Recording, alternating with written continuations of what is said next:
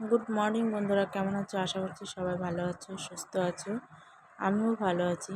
তাই আজকে ব্লগটা এখান থেকে শুরু করলাম। সকালে সকালে ঘুম থেকে উঠে সব কাজকর্ম সেরে তারপরে গ্যাস ওভেনটা মুছে নিচ্ছি।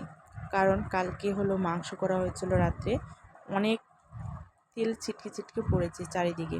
তাই আজকে হলো শনিবার, তাই মুছে নিচ্ছি। সকালে নিরামিষ খাওয়া হবে, আর আমরা শনিবারে নিরামিষ খাই। এই দেখো এদিকে কত জিনিস পড়ে আছে। সকালে ভাবলাম যে ঝাড় দিব না, ঝাড় দেওয়ার আগেই আমি ঘরটা মুছে নিব। তো মুছে তারপর ভাতটা উঠিয়ে দেব। তা আস্তে আস্তে মুছছি, আর মুছতে মুছতে এক টিকটিকি আমার হাতের ওখানে মানে পড়ে গেল, আর পড়ার সাথে সাথে টিকটিকিটা মারা গেল। তাই আমি বলছি সকালবেলায় আজকে টিকটিকিটা মারা গেল। তাই যে কুণালকে চা করে দিলাম, সবার জন্য চা করলাম। আর কুণাল বলছে কি মা আমাকে ভরে দেবো, ওরটা ভরে দেওয়া হয়েছে, তাও কিন্তু ওইটা খাবে না, ওই বসলো আরেকটা নিয়ে। তো বস, তো এই সকালে পরীক্ষা দিতে যাবে আজকে। তো ওকে বললাম যে চা বিস্কুটটা খেয়ে তারপর পরীক্ষা দিতে যা। তো এই চা খাচ্ছে। ওর কিন্তু চায়ের থেকে বিস্কুটটা বেশি লাগে। ওই খায় মাত্র বিস্কিট, ওই চা খায় না। ওই চায়ের জন্য শুধু বলবে যে চা খাবো চা খাবো, কিন্তু চার জন্য ওই বিস্কুট খাওয়ার জন্যই ওই চা খেতে বসে।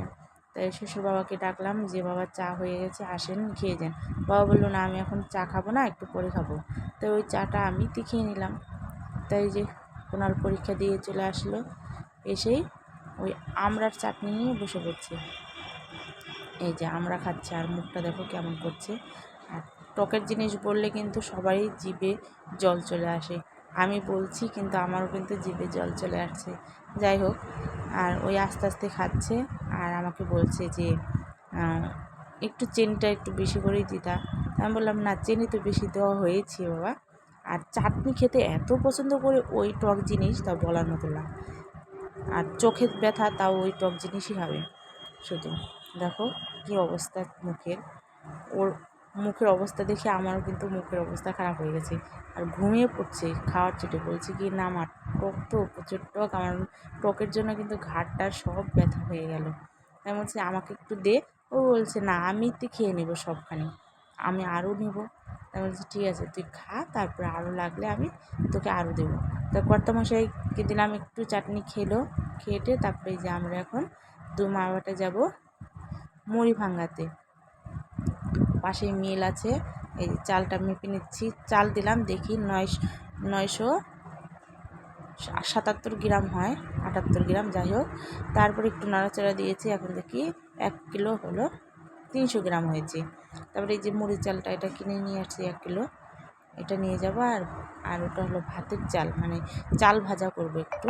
এই যে কুড়াল নিচে নেমে গেছে, ও বলছে যে না আমি মা বেটা বাড়ি থেকে বেরিয়ে পড়লাম চাল নিয়ে।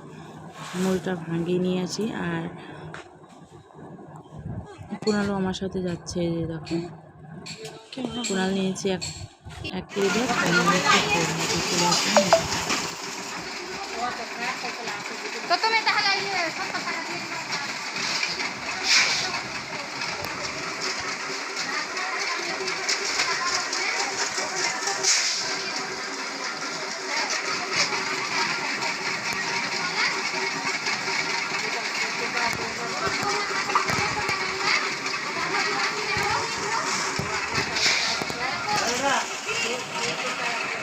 কুণাল সিঙ্গারা খেতে খেতে অস্থির হয়ে গেছে। আর কয়টা সিঙ্গারা খেয়েছে জানো? 3টা সিঙ্গারা খেয়েছে, আর বলছে আমি আর পারছি না মা। তো আমি বললাম যে আমাকে খেয়ে নে আমি।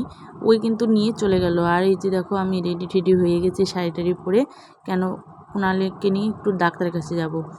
ওর চোখে স্কুলে গিয়েছিল, অনেকটা ফুলে গেছে চোখ, আর হলো রক্ত জমে গেছে চোখের ভিতরে।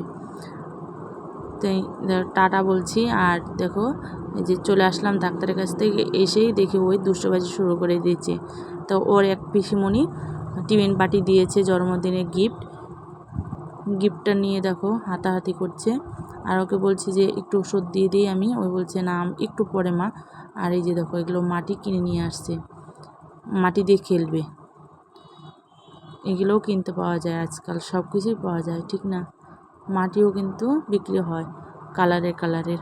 আর আমরা আগে মাটি দিয়ে খেলেছি। এই যে ডবটা নিয়ে আসছি, 2টা ডব নিয়ে আসছি চোখে দেওয়ার জন্য। ওই বালিশটা নিয়ে ওই দেখো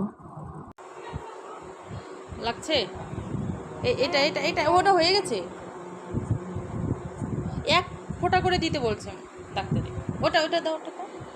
ওই এইটা চোখ, হ্যাঁ। আচ্ছা, ব্যথা কমছে একটু? আগে থেকে ব্যথা কমছে? কমেনি? মাথার ব্যথাটা কমছে? তাও কমেনি?